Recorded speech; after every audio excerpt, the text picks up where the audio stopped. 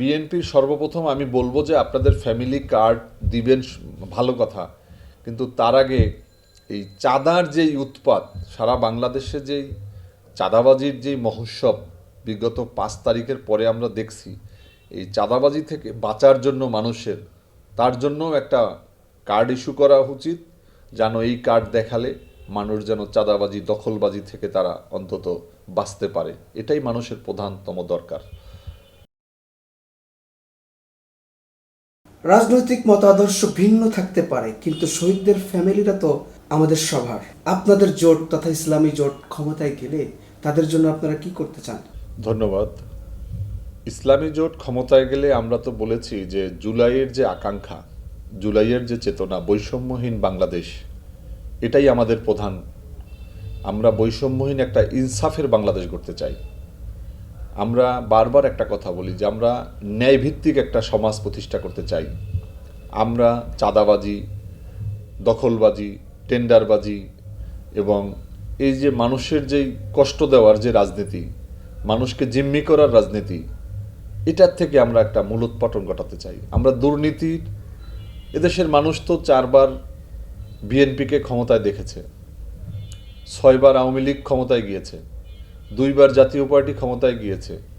এবারের জনগণ সিদ্ধান্ত নিয়েছে যে এই নির্বাচনে তারা ইসলামী শক্তিগুলোকে, তারা এবার ক্ষমতায় যাওয়ার একটা সম্ভাবনা এবং তাদের সহযোগিতার তাদের খুবই আগ্রহ। সেই হিসাবে জনগণ যদি ভোট দিতে পারে, তো অবশ্যই জামাত ইসলামীর নেতৃত্বে যে 11 দলীয় জোট আজকে নির্বাচনের মাঠে রয়েছে, তারা খুবই ভালো করবে এবং রাষ্ট্র ক্ষমতায় গিয়ে এদেশের মানুষের সাথে যে কমিটমেন্ট, ইনসাফের বাংলাদেশ, দুর্নীতিমুক্ত বাংলাদেশ, চাঁদাবাজি মুক্ত বাংলাদেশ গঠনে তারা বলিষ্ঠ ভূমিকা পালন করবে। যারা পত্রিকা অফিসে আগুন দিয়েছে তারা জুলাইয়ের মৌলিক গণতান্ত্রিক চেতনাকে ধ্বংসের চেষ্টা চালাচ্ছে, অভিযোগ তুলেছেন নুরুল কবির। অবশ্যই কোনো সংবাদপত্রে আগুন দেওয়ার আমি পক্ষে নই, এবং ওই সংবাদপত্রে কারা আগুন দিয়েছে, কেন আগুন দিয়েছে, মানুষ কেন ওই পত্রিকার উপরে বিক্ষুব্ধ, সাধারণ জুলাই আন্দোলনকারী নয়, শুধু সারা বাংলাদেশের মানুষই তো এই প্রথম আলো এবং ডেইলি স্টারের যে ভূমিকা, বিগত 17 বছর বাংলাদেশের ফ্যাসিজমকে প্রাতিষ্ঠানিক রূপ দেওয়ার জন্য সংবাদপত্রগুলোর ভূমিকা অপরিসীম। যেই পত্রিকাগুলোতে আগুন দেওয়া হয়েছে সেই পত্রিকাগুলো জনরোষের শিকার হয়েছে। এটা কোনো কাউকে আক্রমণ করা বা কোনো পরিকল্পিত কোনো বিষয় না। তাদের ভূমিকার কারণে বিক্ষুব্ধ জনতা সেখানে গিয়ে একটা পরিস্থিতি সৃষ্টি হয়েছে। আমি মনে করি যে এই পত্রিকাগুলোর, আপনি যদি দেখেন যে বিগত 17 বছর তারেক রহমানকে নিয়ে বেগম খালেদা জিয়া এবং আমরা যারা জাতীয়তাবাদী শক্তি, ইসলামী মূল্যবোধে বিশ্বাসী শক্তি, তাদের চরিত্র হননের জন্য, তাদেরকে বোমাবাজ, তাদেরকে আগুন সন্ত্রাস, তাদেরকে জঙ্গি, এগুলো সাজানোর জন্য এই ডেইলি স্টার এবং প্রথম আলোর যে ভূমিকা, এটা তো তার দায় এড়াতে পারে না তারা। তো যার কারণে এই অন-11-এর সময় থেকে তারা ষড়যন্ত্র শুরু করেছে। দীর্ঘ 17 বছর খুনি হাসিনার যেই দুঃশাসন টিকিয়ে থাকার জন্য এই প্রথম আলো এবং ডেইলি স্টাররাই দায়ী, এবং সেই তার এই কর্মকাণ্ডে যারা বিক্ষুব্ধ হয়েছে, তাদের কর্মকাণ্ডের জন্য যারা চরমভাবে যারা এর বিরোধিতা করেছে, তারাই সেখানে গিয়ে তারা দিয়েছে। আমি মনে করি বিপ্লব যেমন কখনো শাস্তিদায়ক কোনো বিষয় হতে পারে না, বিপ্লব কখনো গণ অভ্যুত্থান এটা কারো বিরুদ্ধে হয় না, এটা হয় যে টোটাল সামগ্রিক জনগোষ্ঠীর একটা বিস্ফোরণ, এবং সেই তাই হয়েছে প্রথম আলো এবং ডেইলি স্টারে। তারেক রহমান সাহেব হা ভোটের পক্ষে ঘোষণা দেওয়ার পরই আমিরে জামাত বলেছেন ঠেলায় পড়ে একটি দল হা ভোটের পক্ষে প্রচারণা করছে। এই দুইজনের এই কেমিস্ট্রিকে আপনি কিভাবে দেখছেন? দেখুন, আমি বিএনপির একাধিক স্থায়ী কমিটির মেম্বারের বক্তব্য বলেছে যে তারা দায়ে পড়ে তারা হ্যাভোটের পক্ষে তারা তাদের দলগতভাবে তারা চায় না, এরকম অনেকবার কথা বলেছে। মির্জা আব্বাস সাহেব একবার বলেছে যে আমরা ক্ষমতায় গেলে এই জুলাই সনদ বাস্তবায়ন করবে না। তো আমি মনে করি যে তারা এই না ভোটের পক্ষে দীর্ঘদিন যাবৎ, আমি আপনাকে বিএনপির শীর্ষ ছাত্রদল যুব দলের শীর্ষ নেতাদের অসংখ্য পোস্ট দেখাতে পারবো যারা না ভোটের পক্ষে ক্যাম্পিং করেছে। যখন সমগ্র জাতি, সমগ্র জনগণ সংস্কার চায়, সংস্কারের পক্ষে দাঁড়িয়েছে এবং জুলাইয়ের গণ অভ্যুত্থানের সাংবিধানিক স্বীকৃতির জন্য এবং বাংলাদেশের ফ্যাসিবাদ যেন নতুন করে সৃষ্টি না হয়, বাংলাদেশের যেই রাষ্ট্রীয় যেই প্রতিষ্ঠানগুলো রয়েছে, আমাদের সাংবিধানিক প্রতিষ্ঠানগুলো রয়েছে, তার নিয়োগ স্বচ্ছতা এবং সংসদের মেয়াদ, রাষ্ট্রপতির কার্যাবলী থেকে শুরু করে অসংখ্য বিষয় রয়েছে যেটা নতুন বাংলাদেশের অন্যতম উপাদান। এবং আজকে বিএনপি হয়তো বাধ্য হয়েই তারা আজকে হ্যাঁ ভোটের পক্ষে অবস্থান নিয়েছে, কেননা আপনি জানেন যে এই জাতীয় ঐক্যমত্য কমিশনে সেখানে কিন্তু তারা অনেকগুলো বিষয়ের উপরে তারা কিন্তু নোট অফ ডিসেন্ট দিয়ে রেখেছে। বাংলাদেশের সবচেয়ে বড় যেই দরকার ছিল যেটা করা সম্ভব হয়নি, এজন্য আমিও নিজের দায় এড়াতে পারি না, কারণ আমি তখন বিএনপির পাশে ছিলাম। আমাদের একটা এনসিসি খুবই দরকার ছিল, সাংবিধানিক কাউন্সিল আমাদের খুবই দরকার ছিল, যেটা আমরা করতে পারি নাই। আমি আশা করব যে জুলাই অভ্যুত্থানের পক্ষের শক্তিরা ক্ষমতায় যাওয়ার সুযোগ হলে সর্বপ্রথম তাদের উচিত হবে একটা সাংবিধানিক কাউন্সিল গঠন করা এবং রাষ্ট্রপতি থেকে শুরু করে আমাদের সেই প্রধান বিচারপতি নিয়োগ, গভর্নর নিয়োগ থেকে শুরু করে সব জায়গাগুলোতে নিয়োগের স্বচ্ছতাটা আমাদের সর্বাগ্রে বেশি দরকার।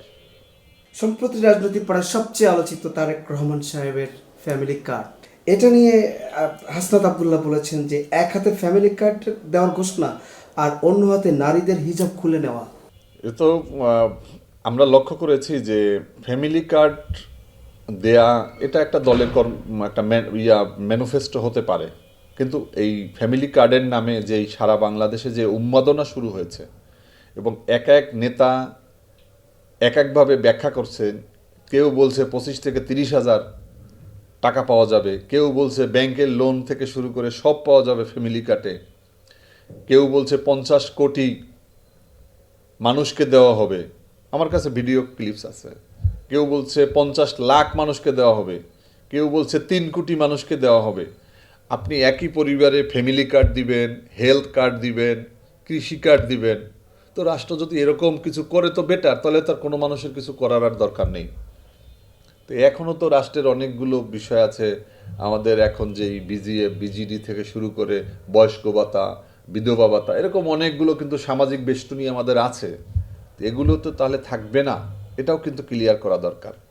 আর বিএনপির সর্বপ্রথম আমি বলবো যে আপনাদের ফ্যামিলি কার্ড দিবেন ভালো কথা, কিন্তু তার আগে এই চাঁদার যেই উৎপাত, সারা বাংলাদেশে যেই চাঁদাবাজির যেই মহোৎসব বিগত 5 তারিখের পরে আমরা দেখছি, এই চাঁদাবাজি থেকে বাঁচার জন্য মানুষের, তার জন্য একটা কার্ড ইস্যু করা উচিত, যেন এই কার্ড দেখালে মানুষ যেন চাঁদাবাজি দখলবাজি থেকে তারা অন্তত বাঁচতে পারে, এটাই মানুষের প্রধানতম দরকার। সম্প্রতি আমরা দেখলাম যে ববি হাজ্জাজ এবং মামুনুল হক পাল্টাপাল্টি দুইজনের বিরুদ্ধে দুইজনেই ইসি নীতি নির্ধারক যারা আছে তাদের পরে একে অপরে অভিযোগ করেছে বিভিন্ন ইস্যু নিয়ে, ব্যানার ছেঁড়া নিয়ে, ব্যানার বড় করা নিয়ে। এই বিষয়গুলোকে আপনি কিভাবে দেখছেন? এবং উঠে এসেছে আলোচনার মধ্যে দিয়ে অভিযোগ করেছে কে কার যোগ্যতায় কে কত বেশি। আমি এখানে ব্যক্তিগতভাবে কারো নাম উল্লেখ করব না, তবে প্রধান দলের যেই বিশেষ করে বিএনপির যারা প্রার্থী তারা কোথাও কোনো নির্বাচনী আচরণবিধি মানছে বলে আমার মনে হয় না, কারণ আমি রাস্তায় চলাফেরা করি, একটা ওয়ার্ডে কয়টা অফিস করতে পারে তা নির্ণয় করা উচিত। এবং আপনি দেখেছেন যে স্বয়ং বিএনপির চেয়ারম্যান তিনি কিন্তু রাত 1টা-2টা পর্যন্ত কিন্তু তিনি ভোর 6টার সময়ও তিনি ক্যাম্পিং করেছেন, এটা তো নির্বাচনী আচরণবিধির লঙ্ঘন। 8টার পরে কিন্তু কোনো ক্যাম্পিং করা যায় না। তো নির্বাচন কমিশনের উচিত বড় দল এবং ছোট দল সবার জন্যই সমানভাবে তাদের করা। আর banner, festoon, placard, poster সবই হচ্ছে, নিষিদ্ধ যত কাজ আছে সবই হচ্ছে, কিন্তু এগুলো বড় দলগুলো করছে, এগুলো দেখার কোনো মানুষ নেই। আমাদের জুডিশিয়াল ম্যাজিস্ট্রেট যারা বিভিন্ন জায়গায় দায়িত্ব পালন করতেছে, তারাও ওই ছোট দল কোথায় কি আইন ভাঙছে তাদেরকে শুধুমাত্র নোটিশ দাও, তাদের দৌড়ের উপরে রাখো। আর বড় দল যারা প্রধানতম দলগুলো রয়েছে, বিশেষ করে আজকে সারা বাংলাদেশের বিএনপির যেভাবে তারা যেভাবে বিধি ভাঙছেন, এটা আমার মনে হয় এটা তারা কোনো তোয়াক্কা করছেন না। তারা বিল বোর্ডের সাইজ মানছেন না। মাইক আপনারা দেখেছেন যে এক একটা সমাবেশে তাদের 3টা করে মাইক ব্যবহার করার কথা, কিন্তু আমরা দেখছি 300-400 করে মাইক ব্যবহার করে বিশাল বিশাল সমাবেশ করা হচ্ছে। কই, এগুলো নির্বাচন কমিশন দেখে না? তার মানে তারা দেখছেন, তারা শুনছেন, কিন্তু তারা কিছু করছেন না। তার মানে নির্বাচন সেই আগের মতোই হচ্ছে, কোনো মৌলিক পরিবর্তন খুব বেশি হয় নাই, বরঞ্চ নির্বাচনী ব্যয়ের জায়গা নির্বাচন কমিশন আরও সৃষ্টি করেছেন। আগে পোস্টার করা যেত, আগে একটা পোস্টার 3 টাকা করা যেত, এবছর সেই সেম সাইজের একটা ফেস্টুন করতে 110 টাকা লাগে এবং লাগাতে আরও 40 টাকা, 150 টাকা লাগে। তার মানে 3 টাকার জায়গায় 150 টাকা যোগ করেছে। নির্বাচন কমিশন তার মনোনয়নপত্র জমা দেওয়ার ক্ষেত্রেও আগে 20,000 টাকা ছিল, তারা এবার 50,000 টাকা করেছে। কিন্তু শুধুমাত্র সমস্যা হচ্ছে যারা এখানে কালো টাকা নাই, যাদের যাদের অঢেল সম্পদ, বিনিয়োগের কোনো সুযোগ নেই। আজকে যারা নির্বাচনে বিনিয়োগ করতে পারছে তারা খুব ভালো করছে, তাদের প্রচারণা চোখে পড়ার মতো হচ্ছে, তারা তাদের মতো করে তারা পুরো মহোৎসব হিসাবে তারা যেভাবে শক্তভাবে তারা নামার সুযোগ করছে। কিন্তু অন্য যাদের টাকা নেই, যাদের কালো টাকা, পেশি শক্তি, হুন্ডা গুন্ডা নাই, তারা এখনও সেই নির্বাচনে অযোগ্য হিসাবেই রয়ে গেছে।